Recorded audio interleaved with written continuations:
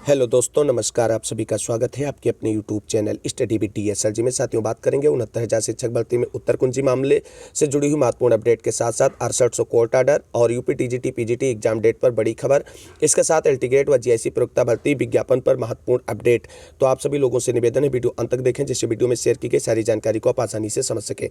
Video में आगे बढ़ने से पहले छोटी सी रिक्वेस्ट है कि प्लीज़ वीडियो को लाइक करें, दोस्तों में शेयर करें और जितने भाई बहन चैनल पर पहली बार विजिट कर रहे हैं उनसे निवेदन है कि प्लीज़ चैनल को सब्सक्राइब करके बेल आइकन जरूर दबाएं आगे की लेटेस्ट अपडेट पाने के लिए। तो आइए साथियों, शुरू करते हैं आज का वीडियो। सबसे पहले बात कर लेते हैं 69,000 शिक्षक भर्ती में उत्तर कुंजी मामले से जुड़ी हुई महत्वपूर्ण अपडेट।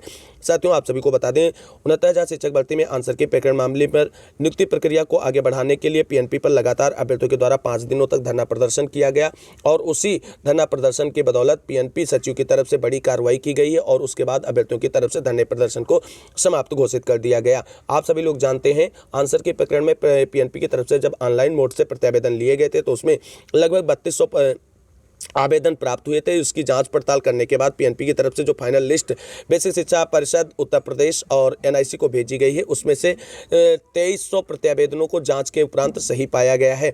तो जो पीएनपी के द्वारा फाइनल लिस्ट तैयार की गई, उनमें किन ऐसे 900 अभ्यर्थियों के नाम नहीं हैं, क्या कारण हो सकता है उन अभ्यर्थियों का नाम ना होने के कारण, इस खबर को जरा विस्तार से समझ लेते हैं।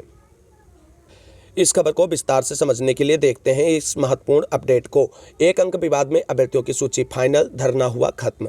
बेसिक शिक्षा परिषद की 69,000 शिक्षक भर्ती में एक अंक से मेरिट सूची से वंचित पात्र याची अभ्यर्थियों की सूची उत्तर प्रदेश परीक्षा नियामक प्राधिकारी पीएनपी सचिव अनिल भूषण चतुर्वेदी ने फाइनल कर बेसिक शिक्षा परिषद को भेज दी है। इन अभ्यर्थियों से हाईकोर्ट के आदेश पर पीएनपी सचिव ने ऑनलाइन आवेदन लिए थे। इसमें 3192 आवेदन पत्रों के सत्यापन में करीब 900 आवेदन ऐसे पाए गए हैं जिन्हें पूरी तरीके से पीएनपी ने खारिज कर दिया है और कुल मिलाकर के अब 2300 आवेदन ही योग्य पाए गए हैं जिनकी फाइनल लिस्ट तैयार की गई है।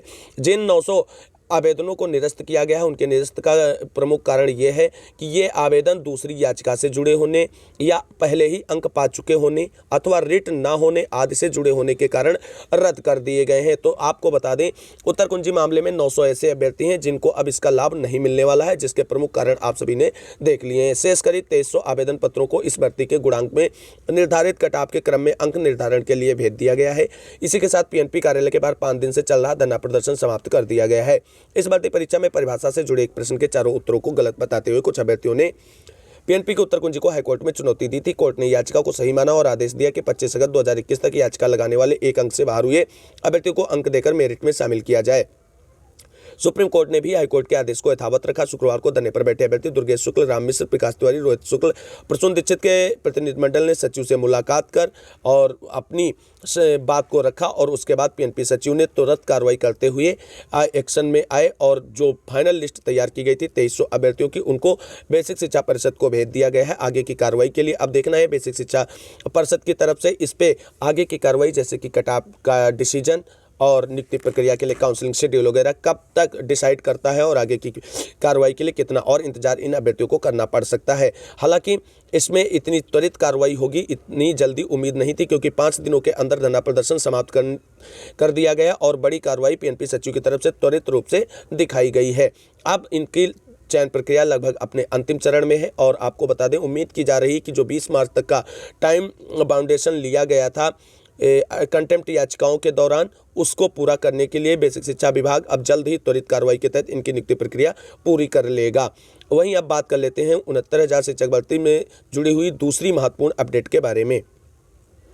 साथियों, अब बात कर लेते हैं 6800 या 13156 वाले मामले में कोर्ट आर्डर को लेकर के क्या है महत्वपूर्ण अपडेट। सबसे पहले एक बात क्लियर करना चाहेंगे, कुछ साथी लगातार कमेंट करके पूछते हैं सर 13156 वाले मामले में कोर्ट आर्डर को लेकर के केस स्टेटस या कॉज लिस्ट जारी हो गई, 6800 मामले में कोर्ट आर्डर कब आएगा।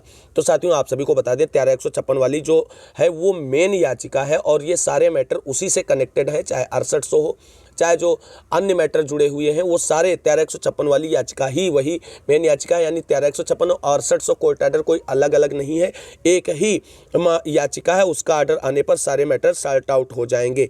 वहीं अब बता दें, जैसा कि आप सभी लोग जानते हैं कि इस मामले में आरक्षण विसंगति वाला जो मामला था 69,000 शिक्षक भर्ती में, उसको लेकर के जो रिजर्व ऑर्डर था 13 मार्च को 4 बजे के समथिंग कोर्ट से डिलीवर होने वाला है और उसको लेकर के अधिवक्ताओं के माध्यम से आज जानकारी जुटाने का प्रयास किया गया कि इस मामले में किसका पक्ष भारी रहने की उम्मीद है। तो अधिवक्ताओं से प्राप्त जानकारी के अनुसार 6800 मामले में 6800 चयनितों का पक्ष अभी तक भारी नजर आ रहा है। हालांकि सब कुछ स्पष्ट होगा कोर्ट ऑर्डर डिलीवर होने के बाद।